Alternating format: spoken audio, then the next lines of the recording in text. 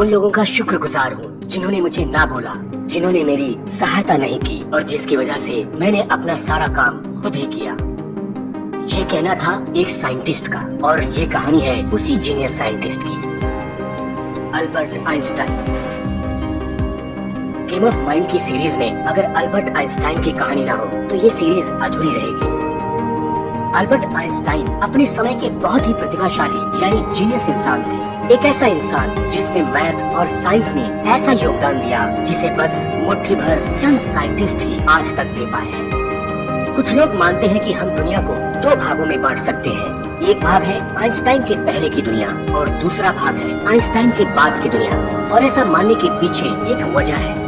Einstein ने दुनिया को 3 अक्षरों वाला एक फॉर्मूला दिया, E=mc², और इस फार्मूले ने साइंस को बदल दिया, साइंटिस्ट की सोच को बदल दी और इसी फार्मूले की वजह से हम अल्बर्ट आइंस्टाइन को जानते हैं। उन्होंने साइंस के क्षेत्र में बहुत बड़ा योगदान दिया और इसीलिए सन 1921 में उनको नोबेल पुरस्कार मिला। उन्होंने 300 से ज्यादा साइंटिफिक पेपर्स यानी वैज्ञानिक शोध पत्रों को प्रकाशित करवाया। सन 1999 में टाइम मैगजीन ने 20वीं शताब्दी यानी 20th सेंचुरी के 100 सबसे ज्यादा प्रभावशाली यानी इन्फ्लुएंशियल लोगों की लिस्ट जारी की और उसमें अल्बर्ट आइंस्टाइन को पर्सन ऑफ द सेंचुरी यानी शताब्दी पुरुष घोषित किया। जर्मनी में पैदा होने के बावजूद जर्मन लोगों से खतरा, हिटलर के डर से जिनको अपने देश को छोड़कर अमेरिका जाना पड़ा। अमेरिका में भी FBI उनके पीछे 20 सालों तक पड़ी रही और मृत्यु के बाद भी जिनके मस्तिष्क पर बहुत समय तक शोध चलता रहा। क्या सच्चाई थी इन सब के पीछे और इन सब मुश्किलों के बीच में कैसे अल्बर्ट आइंस्टाइन ने अपनी जिंदगी के मकसद को पूरा किया? उनकी जिंदगी से जुड़ी इन सब बातों और कहानियों को जानने के लिए मैं आपको इतिहास में करीब 150 साल पहले ले चलता हूँ। कुछ 150 साल पहले जब इलेक्ट्रिसिटी नहीं थी और जर्मन के शहरों पर सूरज डूबने के बाद अंधकार का राज होता था और वो शहर बहुत खतरनाक हो जाते थे। फिर थॉमस अल्वा एडिसन के DC करंट ने जर्मनी के शहरों को कुछ रोशनी दी। जर्मनी के शहरों में एक छोटा सा शहर था, उल्म, और इस शहर में रहते थे हरमन और पोलिन आइंस्टाइन। हरमन आइंस्टाइन एक सेल्समैन और इंजीनियर थे जो लोगों को इलेक्ट्रिसिटी के उपकरण सप्लाई करते थे। 14 मार्च 1879 एक खुशी से भरा दिन था हरमन और पोलिन आइंस्टाइन के लिए। उनके घर में उस दिन एक बेटे ने जन्म लिया। प्यार से उसका नाम उन दोनों ने अल्बर्ट रखा। अल्बर्ट का सर उसके शरीर की तुलना में बड़ा था और ठीक शेप में नहीं था और हरमन और पोलिन को डर था कि कहीं उसको कोई प्रॉब्लम तो नहीं है। जब अल्बर्ट की दादी यानी हरमन की माँ ने उसको पहली बार देखा तो उन्होंने भी ये कहा कि उसका सर बड़ा है, लेकिन कुछ दिनों में ही अल्बर्ट का सर धीरे धीरे सही शेप में आने लगा। हरमन और पोलिन आइंस्टाइन अपने बेटे को बहुत प्यार करते थे। जैसे जैसे अल्बर्ट बड़ा होने लगा, हरमन और पोलिन को एक नई चिंता सताने लगी। अल्बर्ट कुछ भी बोलता नहीं था, लेकिन चिंता होने के बावजूद हरमन और पोलिन को ये उम्मीद थी कि एक दिन वो जरूर बोलेगा। लेकिन साथ ही साथ उनके मन में एक डर जरूर था कि कहीं उनका बच्चा एक मंदबुद्धि बच्चा तो नहीं है। सन 1880 अल्बर्ट अब 1 साल का हो चुका था और उसने थोड़ा थोड़ा बोलना भी शुरू किया था। कुछ लोगों का कहना है कि उसने 4 साल के बाद बोलना शुरू किया और जब पहली बार वो बोला था तो उसके शब्द थे the soup is too hot, soup बहुत गर्म है। जब हरमन और पोलिन ने उससे पूछा कि तुम पहले क्यों नहीं बोले, तो अल्बर्ट ने कहा कि अब तक सब कुछ ठीक चल रहा था। अल्बर्ट के साथ प्रॉब्लम ये थी कि वो लैंग्वेज यानी भाषा को जल्दी पकड़ नहीं पाते, जैसा कि दूसरे बच्चे जन्म के बाद करते हैं। ये प्रॉब्लम उसको 9 साल तक थी। वो सेंटेंस को अपने माइंड में दोहराता रहता था जब तक वो उनको ठीक से बोल नहीं पाता था। उसी साल यानी सन 1880 में हरमन और पोलिन उल्म से लगभग 160 किलोमीटर दूर म्यूनिख में जाकर रहने लगे। म्यूनिख में आइंस्टाइन के पिता और उसके चाचा जेकब ने एक कंपनी बनाई जो कि थॉमस अल्वा एडिसन के DC करंट के लिए इलेक्ट्रिकल इक्विपमेंट बनाती थी। आगे की कहानी सन 1881 से सन 1885 के बीच में से होके गुजरेगी। अल्बर्ट 2 साल का हुआ और तब उसकी बहन का जन्म हुआ। हरमन और पोलिन ने उसका नाम रखा माजा। अपनी एक छोटी बहन को पाकर अल्बर्ट बहुत खुश हुआ। अल्बर्ट दूसरे बच्चों के साथ घुल मिल नहीं पाता था, उनके साथ खेलता भी नहीं था और बहुत ही शांत रहता था। उसको खेलना कूदना अच्छा नहीं लगता था। आजादी बहुत पसंद थी उसको और वो हर तरफ शांति चाहता था। अल्बर्ट बचपन में अपने पिता से कहता था कि वो बड़ा होकर सेना में सिपाही नहीं बनेगा। जब वो रोड पर सेना के सिपाहियों को परेड करते हुए देखता तो उसको बहुत दुख होता था। उसको लगता था कि सेना के लोगों को आजादी से घूमने की इजाजत नहीं थी और उनकी लाइफ बस एक मशीन की तरह थी और युद्ध होने पर वो मर जाते थे।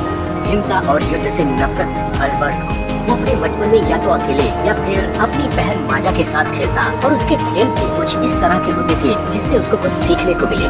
उसको घूमना बहुत पसंद था और नेचर यानी प्रकृति से लगाव बहुत था। नदी को, पहाड़ को, आसमान को देखकर उसके मन में बहुत से सवाल आते थे। ब्रह्मांड में छुपे रहस्यों को जानने की जिज्ञासा उसके मन में बनी रहती थी।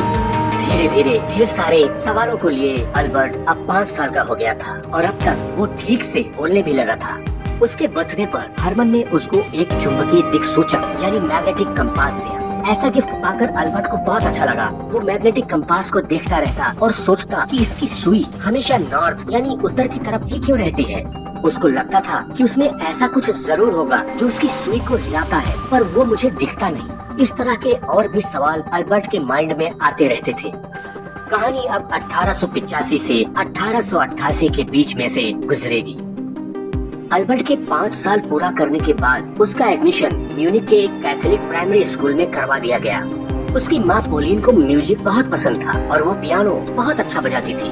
पोलिन चाहती थी कि अल्बर्ट भी म्यूजिक सीखे क्योंकि उनका मानना था कि म्यूजिक से जिंदगी में सुख और शांति आती है, आदमी का तनाव दूर होता है। और यही सोचकर उन्होंने अल्बर्ट को वायलिन बजाना सिखाना शुरू किया। स्कूल में भी म्यूजिक टीचर अल्बर्ट को वायलिन बजाना सिखाते थे। अल्बर्ट जब वायलिन बजाना सीख रहा था तो उसको प्रैक्टिस करना बिल्कुल अच्छा नहीं लगता था क्योंकि वो किसी चीज को बार बार करना पसंद नहीं करता था। शुरुआत में तो उसको म्यूजिक बिल्कुल पसंद नहीं था और एक बार तो उसने म्यूजिक टीचर पर अपनी चेयर फेंक दी थी, लेकिन फिर धीरे धीरे उसको म्यूजिक अच्छा लगने लगा। आखिरकार वायलिन बजाना सीख लिया अल्बर्ट ने और फिर म्यूजिक से उसको इतना प्यार हो गया जो प्यार उसकी पूरी जिंदगी भर बना रहा। अपने वायलिन का नाम अल्बर्ट ने रखा था लीना। म्यूजिक से जब प्यार हुआ अल्बर्ट को तो उसके बाद उसने कई सॉन्ग्स भी लिखे और उनको गाया भी। दोस्तों, अगर मैं आपको जीनियस साइंटिस्ट आइंस्टाइन की कहानी सुना रहा हूँ तो पढ़ाई और स्कूल का जिक्र तो आना ही चाहिए। 8 साल की उम्र में उसको लुइसबर्ग जिम्नेजियम में डाल दिया गया। लुइसबर्ग जिम्नेजियम को आज हम अल्बर्ट आइंस्टाइन जिम्नेजियम के नाम से जानते हैं। उसको स्कूल जाना अच्छा नहीं लगता था। उसको लगता था कि स्कूल में छात्रों की जिंदगी भी सेना के सिपाहियों जैसी ही होती थी, कोई आजादी नहीं। खुल के सोचना और सवाल करना पसंद था अल्बर्ट को। कोई विचार या किताब में लिखी कोई बात को बिना कुछ सोचे समझे मान लेना अल्बर्ट आइंस्टाइन को बिल्कुल पसंद नहीं था। उसका मानना था कि पहले हमको किसी भी चीज को अच्छे से समझ लेना चाहिए, तभी उसको मानना चाहिए। वो जब भी अपने सवालों को स्कूल में अपने टीचर्स से पूछता तो उसके टीचर्स बहुत बार उन सवालों के जवाब नहीं दे पाते थे और उनको उसके सवालों से गुस्सा आती थी और बदले में मिलती थी अल्बर्ट को सजा। टीचर्स को लगता था कि ये लड़का बस फालतू के सवाल पूछता रहता है। वो अल्बर्ट को जीनियस या टैलेंटेड छात्र नहीं मानते थे। उनको लगता था कि ये अपनी जिंदगी में कुछ भी हासिल नहीं कर पाएगा। लेकिन अल्बर्ट के नंबर अच्छे आते थे और हम सब ये जानते हैं कि वक्त ने बता दिया कि अल्बर्ट क्या था। कई महान लोगों के साथ उनकी जिंदगी में ऐसा ही कुछ हुआ है। अल्बर्ट आइंस्टाइन की कहानी अब साल 1888 से साल 1893 के बीच से होकर गुजरेगी। धर्म। आइंस्टाइन परिवार का धर्म क्या था? आइंस्टाइन परिवार यहूदी थे। यहूदी होना भी उनके लिए बहुत सी समस्याएं लेकर आया क्योंकि जर्मनी में ज्यादा संख्या में ईसाई थे और यहूदियों की संख्या बहुत कम थी। लेकिन अल्बर्ट धार्मिक किताबों को पढ़ता था। उसने बाइबल पढ़ी, धर्म को समझने की कोशिश की, लेकिन धीरे धीरे उसको ये बात भी समझ में आने लगी कि कोई भी धर्म इंसान को कुछ गलत नहीं सिखाता, लेकिन इंसान कई बार उसको तोड़ मरोड़ के अपने फायदे के लिए इस्तेमाल करते हैं और यही बात उनको अच्छी नहीं लगती थी। यहूदी होने के कारण भी अल्बर्ट को स्कूल में बहुत सी प्रॉब्लम्स होती थी। स्टूडेंट्स उसका मजाक उड़ाते थे और उसको परेशान करते थे क्योंकि वहाँ ज्यादा संख्या में ईसाई स्टूडेंट्स थे। ये भी एक कारण था जिसकी वजह से अल्बर्ट स्कूल जाना पसंद नहीं करता था। मैं उस समय की बात कर रहा हूँ जब आइंस्टाइन बड़े हो रहे थे। चारों तरफ के इस तरह के वातावरण ने उसके ऊपर बहुत बुरा असर डाला और वो चुपचाप और अकेला रहने लगा। लेकिन उन सालों में उसका एक दोस्त बना, मैक्स टैलमी। वो भी एक यहूदी था और अल्बर्ट से उम्र में थोड़ा बड़ा था। वो अल्बर्ट को घर पे ट्यूशन पढ़ाने के लिए आता था। मैक्सटेल में मेडिकल साइंस यानी चिकित्सा विज्ञान का स्टूडेंट था और वो अल्बर्ट को कई किताबें भी पढ़ने के लिए देता था। अल्बर्ट अपने दोस्त और ट्यूटर मैक्स टैलमी से साइंस और फिलॉसफी यानी दर्शन के बारे में सवाल करता। अल्बर्ट का इंटरेस्ट बचपन से ही मैथ और फिजिक्स में था और उसके सवाल भी ऐसे थे जिनके जवाब सिर्फ मैथ और फिजिक्स से ही उसको मिल सकते थे। ब्रह्मांड कैसे काम करता है, इस बारे में उस समय तक बहुत जानकारी उपलब्ध नहीं थी और ब्रह्मांड से जुड़े हुए बहुत से सवालों की खोज से ही अल्बर्ट का इंटरेस्ट फिजिक्स और मैथ में ज्यादा हुआ। अपनी उम्र के हिसाब से वो मैथ और फिजिक्स का नॉलेज दूसरे बच्चों से ज्यादा रखते थे। मैक्स टैलमी ने बताया था कि जब उसने 12 साल के अल्बर्ट को जियोमेट्री की टेक्स्ट बुक दी तो उसने उस बुक को एक ही गर्मी की छुट्टियों में पढ़ ली और उन्हीं छुट्टियों में उसने जियोमेट्री और अलजेब्रा भी सीखी। 12 साल के अल्बर्ट ने खुद से ही पाइथागोरियन थ्योरम की ओरिजिनल प्रूफ यानी मूल प्रमाण की खोज की। मैक्स टैलमी ने बताया कि जल्दी ही अल्बर्ट हायर मैथमेटिक्स को पढ़ने और समझने लगा और कुछ समय में वो मुझसे भी आगे निकल गया। जियोमेट्री और अलजेब्रा को गहराई से समझने में लग गया अल्बर्ट। उसको लगा कि नेचर यानी प्रकृति को एक मैथमेटिकल स्ट्रक्चर यानी गणितीय संरचना के रूप में समझा जा सकता है। उसने 12 साल की उम्र में कैलकुलस पढ़ा और 14 साल की उम्र में उसने इंटीग्रल कैलकुलस में महारत हासिल कर ली। जर्मनी के एक फिलोसोफर इमैनुअल कैंट ने क्रिटिक ऑफ प्योर रीजन नाम की एक किताब लिखी थी जिसमें उन्होंने मेटाफिजिक्स के लिमिट्स और स्कोप को बताया था। मेटाफिजिक्स फिलोसफी का एक ब्रांच है। अल्बर्ट ने कैंट के क्रिटिक ऑफ प्योर रीजन किताब को पढ़ डाला। अल्बर्ट उस समय बस 13 साल का था लेकिन उसको कैंट की बातें पूरी तरह से समझ में आ गई थी। अल्बर्ट के अंकल जेकब भी उसके साथ रहते थे। वो एक इंजीनियर थे और अल्बर्ट को उनके साथ बहुत अच्छा लगता था क्योंकि जेकब की वजह से ही अल्बर्ट की रुचि मैथ में बढ़ी थी। जब अल्बर्ट को बीजगणित यानी अलजेब्रा समझ में नहीं आ रहा था तो जेकब ने उसको बहुत ही सिंपल तरीके से अलजेब्रा समझाई थी। जेकब ने बताया कि अलजेब्रा बहुत ही मजेदार विषय है। उसमें हम एक छोटे जानवर का शिकार करते हैं। उस जानवर का नाम हमको नहीं पता इसलिए हम उसको एक्स कहते हैं। फिर जब हम उस जानवर का शिकार करके उसको पकड़ लेते हैं तो हम उसे सही नाम देते हैं। यही होता है अलजेब्रा यानी बीजगणित में। अल्बर्ट के लिए उनका घर ही सबसे बड़ा स्कूल था जहाँ पर उसने बहुत कुछ सीखा। साइंटिफिक एक्सपेरिमेंट यानी वैज्ञानिक अनुसंधान करने की प्रेरणा भी अल्बर्ट को घर से ही मिली और इसमें उसका साथ दिया था उसके पिता और चाचा ने, क्योंकि वो चाहते थे कि अल्बर्ट भी बड़ा होकर इंजीनियर बने और वो ये भी जानते थे कि अल्बर्ट का स्वभाव क्या है और साथ ही साथ वहाँ यहूदियों को कितनी समस्याएं थी। इसलिए स्कूल में अगर अल्बर्ट के मार्क्स किसी सब्जेक्ट में कम आते थे तो वो उसको कुछ भी नहीं बोलते थे। साल 1894, 13 साल के हो चुके अल्बर्ट के पिता हरमन और चाचा जेकब की कंपनी ने म्यूनिक में इलेक्ट्रिक सप्लाई करने के लिए एक बिड यानी बोली में हिस्सा लिया, लेकिन वो काम उनको नहीं मिला।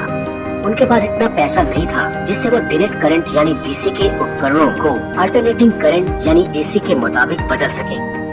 अल्बर्ट के पिता हरमन और चाचा जेकब की कंपनी को बहुत नुकसान हुआ और उन्हें अपनी म्यूनिक की कंपनी को बंद करना पड़ा। नए बिजनेस की तलाश में आइंस्टाइन परिवार को इटली के मिलान शहर में जाना पड़ा और फिर वहाँ से कुछ महीनों बाद वो पैविया चले गए, लेकिन अल्बर्ट को म्यूनिक में ही रुकना पड़ा और लुइसबर्ग जिम्नेजियम स्कूल में अपनी पढ़ाई पूरी करनी पड़ी। अल्बर्ट अपनी फैमिली के चले जाने के कारण बहुत उदास रहने लगा। उसको लुइसबर्ग जिम्नेजियम पसंद नहीं था, लेकिन जर्मनी का वही बड़ा स्कूल था जहाँ स्टूडेंट्स अपनी पढ़ाई करके किसी यूनिवर्सिटी में पढ़ने के लिए तैयार हो पाते थे।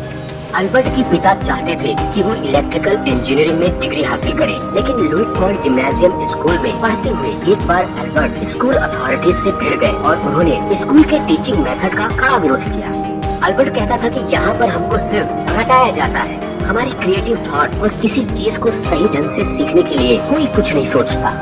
अल्बर्ट उस स्कूल में एक दिन भी पढ़ना नहीं चाहते थे और दिसंबर 1894 में वो बीमारी का बहाना करके पैविया में अपने फैमिली के पास चले गए। अल्बर्ट को इटली बहुत अच्छा लगा। इटली में बड़े बड़े संग्रहालय, देखने लायक खूबसूरत जगह और कला और सांस्कृतिक केंद्र भी थे जो अल्बर्ट को बहुत अच्छे लगे और उसको यहाँ पढ़ने और सोचने के लिए बहुत कुछ मिला। वो संगीत सुनता, पहाड़ों पर चला जाता और नाव भी चलानी सीखी। अल्बर्ट कहता था कि उसका इटली में गुजरा हुआ वक्त बहुत अच्छा था। अल्बर्ट ने साल 1894 में अपना पहला रिसर्च पेपर लिखा जिसका टाइटल दिया था उसने on the investigation of the state of the ether in a magnetic field. 15 साल के थे वो उसने इस रिसर्च पेपर को अपने अंकल सीजर कोच को पढ़ने और अपनी एक्सपर्ट राय देने के लिए भेजा। साथ ही साथ उसने एक छोटा सा नोट भी लगाया और उसमें लिखा कि मुझे बुरा नहीं लगेगा कि अगर आप मेरे रिसर्च पेपर को नहीं पढ़ते हैं, लेकिन कम से कम आप ये जरूर देखेंगे कि मैंने लिखने की कोशिश एक अच्छे राइटर के जैसे की है, जो मैंने अपने माता पिता से सीखा है। साल 1895, अल्बर्ट 16 साल के थे। घर वालों ने उससे कहा कि अब तुम बड़े हो चुके हो, अब तुम्हें अपनी जिंदगी के बारे में सीरियसली सोचना चाहिए, तुम एक इलेक्ट्रिकल इंजीनियर बनो। अल्बर्ट ज्यूरिख में स्विस फेडरल पॉलिटेक्निक के एंट्रेंस एग्जाम में बैठा। उस एग्जाम में वो फेल हो गया क्योंकि उसको भाषा, बॉटनी और जूलॉजी में कम मार्क्स मिले। इसके पीछे एक वजह फ्रेंच लैंग्वेज का होना भी था।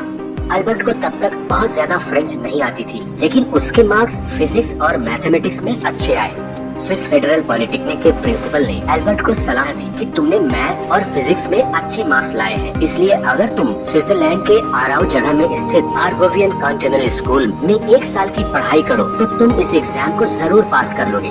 प्रिंसिपल की सलाह पर अल्बर्ट ज्यूरिख से 20 मील दूर आराउ चले गए अपनी सेकेंडरी स्कूलिंग को कंप्लीट करने। जॉस्ट विंटलर, जो स्विट्जरलैंड के एक स्कूल में टीचर थे, अल्बर्ट उनके यहाँ ही रहते थे और इसी वजह से उन दोनों के बीच अच्छी दोस्ती हो गई। लेकिन इसके साथ ही साथ अल्बर्ट को जॉस्ट विंटलर की डॉटर से प्यार हो गया, जिसका नाम था मैरी। धीरे धीरे अल्बर्ट और जॉस्ट विंटलर की फैमिली में दोस्ती हो गई और ये दोस्ती बाद में रिश्तेदारी में भी बदल गई। मैरी के साथ शादी नहीं हुई अल्बर्ट की, लेकिन अल्बर्ट की बहन माजा की शादी जॉस्ट विंटलर के बेटे पॉल के साथ हो गई।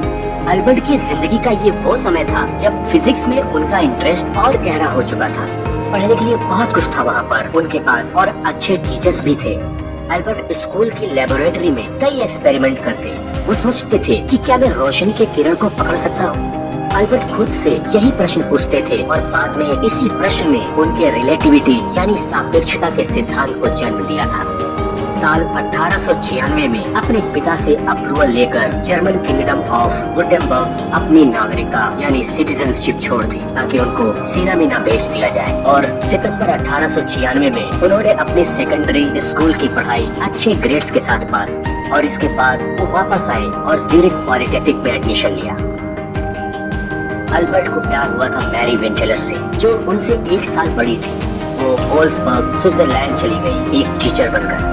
उस समय जो साइंटिस्ट थे वो ये मानते थे कि स्पेस यानी अंतरिक्ष में एक द्रव्य फैला हुआ है जिसको कहते हैं ईथर, लेकिन वो साइंटिस्ट इसको प्रूव नहीं कर पाए और अल्बर्ट भी इस बात को नहीं मानते थे। साल 1900 में जब अल्बर्ट 21 साल के थे, उन्होंने federal polytechnic teaching diploma pass किया और इसी साल उनका एक research paper conclusions from the capillarity phenomena publish हुआ। डिप्लोमा करने के बाद अल्बर्ट को लगा कि अब वो भी स्टूडेंट्स को पढ़ा सकते हैं। वो पढ़ाना चाहते थे, लेकिन वो दूसरे टीचर्स जैसा नहीं पढ़ाना चाहते थे, पर जैसा वो चाहते थे वैसा हुआ नहीं। वो जहाँ पर भी जाते वहाँ के कॉलेज के टीचर्स अल्बर्ट के डीप नॉलेज की वजह से डर जाते थे और इसलिए अल्बर्ट को कहीं पर भी टीचिंग की नौकरी नहीं मिली। 2 सालों तक वो टीचिंग की नौकरी की तलाश में यहाँ वहाँ भटकते रहे, लेकिन उनको कहीं पर भी नौकरी नहीं मिली।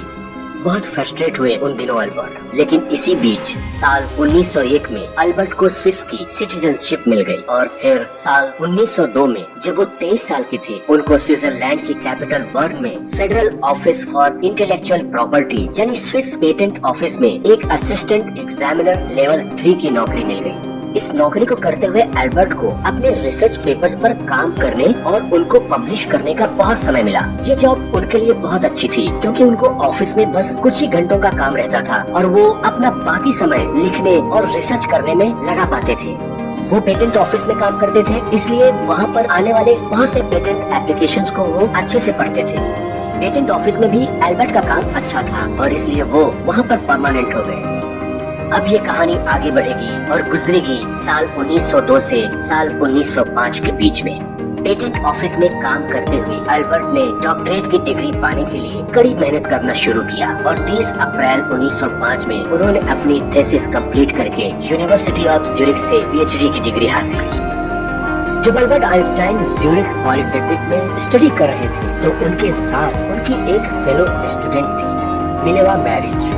वो एक इंटेलिजेंट स्टूडेंट थी। कहा जाता है कि मिलेवा मैरिज अल्बर्ट आइंस्टाइन के सक्सेस के पीछे की एक सीक्रेट वुमन थी। जिन्होंने आइंस्टाइन के रिसर्च में बहुत मदद की थी। आइंस्टाइन को मिलेवा से प्यार हुआ और उन दोनों ने सन 1903 में बर्न, स्विट्जरलैंड में शादी कर ली। वहीं पर यानी बर्न में ही आइंस्टाइन ने federal office of intellectual property में नौकरी की थी, जो मैंने आपको पहले बताया था। कहा जाता है कि आइंस्टाइन और मिलेवा मैरिज की शादी होने से पहले ही उन दोनों की एक डॉटर भी थी, लेकिन शायद किसी बीमारी की वजह से उसकी डेथ हो गई। आइंस्टाइन की उस डॉटर के बारे में लोगों को ज्यादा जानकारी नहीं है। सन 1904 में उनका एक बेटा हुआ, हंस अल्बर्ट। अब आपको वापस सन 1905 में ले चलता हूँ। अल्बर्ट लगातार रिसर्च करते रहे और अपने रिसर्च पेपर्स पब्लिश करवाते रहे। धीरे धीरे उनकी पॉपुलैरिटी बढ़ती रही। बचपन से एक सवाल उनके मन में हमेशा घूमता रहता था कि अगर वो लाइट की किरणों के ऊपर बैठकर चलेंगे तो दुनिया कैसी दिखेगी। ऐसी सोच और ऐसी जिज्ञासा होने के कारण उन्होंने फिजिक्स को बहुत गहराई तक समझा और बड़े बड़े एक्सपेरिमेंट्स भी किए। उस समय कुछ वैज्ञानिक लाइट की स्पीड यानी रोशनी की गति को मापने के ऊपर काम कर रहे थे, लेकिन उनको कोई सफलता नहीं मिल पा रही थी। अल्बर्ट ने बताया कि वो वैज्ञानिक क्यों असफल रहे। उन्होंने बताया कि वास्तव में लाइट की स्पीड एक जैसी रहती है और दुनिया की दूसरी चीजें उसके सापेक्ष यानी तुलनात्मक होती है। इसका मतलब क्या है? इसका मतलब मैं आपको एक एग्जाम्पल देकर बताता हूँ। मान लो कि आप एक रेलवे प्लेटफॉर्म पे खड़े हो और एक ट्रेन 100 किलोमीटर की स्पीड से आपके बगल से गुजरती है। आप कहेंगे कि ट्रेन की स्पीड बहुत तेज थी, लेकिन अगर एक ट्रेन जिसकी स्पीड 130 किलोमीटर है और आप उसमें बैठे हुए हैं, तो आप बगल वाली ट्रेन को जो 100 किलोमीटर की स्पीड से चल रही है देख के क्या कहेंगे? आप कहेंगे कि उस ट्रेन की स्पीड कम है। यही थ्योरी थी अल्बर्ट आइंस्टाइन की, जिसको थ्योरी ऑफ रिलेटिविटी यानी सापेक्षता का सिद्धांत कहा गया, और इसी थ्योरी के कारण उनको एक महान साइंटिस्ट माना गया। ये रिलेटिविटी थ्योरी बस इतनी नहीं है, इसमें बहुत कुछ छिपा हुआ है, जिसने विज्ञान के लिए नई सोच के बहुत सारे दरवाजे खोल दिए थे। आइजैक न्यूटन एक महान वैज्ञानिक थे। उन्होंने कहा था कि समय हमेशा एक जैसा रहता है। आइंस्टाइन ने कहा कि समय यानी टाइम भी अन्य दूसरी वस्तुओं के सापेक्ष है। उनके इस सिद्धांत ने समय, अंतरिक्ष, गति और ग्रेविटेशन यानी गुरुत्वाकर्षण से जुड़े हुए विचार दिए, जिससे वैज्ञानिकों की सोच ही बदल गई। इसी सिद्धांत के आधार पर बना अल्बर्ट आइंस्टाइन का E=mc² का फेमस फार्मूला, और इसी फार्मूले के हेल्प से एटॉमिक यानी परमाणु बम बनाया जा सका। अल्बर्ट आइंस्टाइन ने बताया था कि लाइट को हम छोटे छोटे बिंदुओं की एक धारा कह सकते हैं।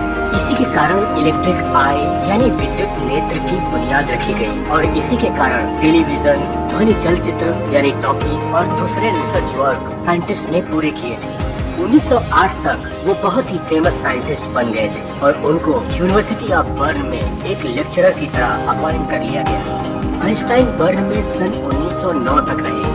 1909 में अल्बर्ट आइंस्टाइन ज्यूरिख चले गए, जहां उनको यूनिवर्सिटी ऑफ ज्यूरिख में प्रोफेसर की जॉब मिली। सन 1910 में उनका दूसरा बेटा हुआ, एडवर्ड। 1911 में अल्बर्ट प्रेग चले गए, जहां उन्होंने चार्ल्स फर्डिनेंड यूनिवर्सिटी में प्रोफेसर की नौकरी की। एक साल बाद जुलाई 1912 में वो वापस चले गए ज्यूरिख प्रोफेसर की नौकरी करने। 2 साल तक रहने के बाद आइंस्टाइन अप्रैल 1914 में अपनी वाइफ के साथ बर्लिन चले गए। आइंस्टाइन के लगातार एक जगह से दूसरे जगह जाने और कुछ अन्य कारणों से उनमें और उनकी पत्नी में कुछ मतभेद हो गए और वो दोनों 1914 में ही एक दूसरे से अलग हो गए। आइंस्टाइन की वाइफ मैरी अपने दोनों बेटों को लेकर उनसे अलग हो गई और 5 साल बाद 1919 में दोनों का डिवोर्स हो गया। डिवोर्स के बाद आइंस्टाइन ने दूसरी शादी की एल्सा से। अल्बर्ट आइंस्टाइन एल्सा के कजिन थे। कहानी आगे बढ़ती है और सन 1921 में पहुंचती है।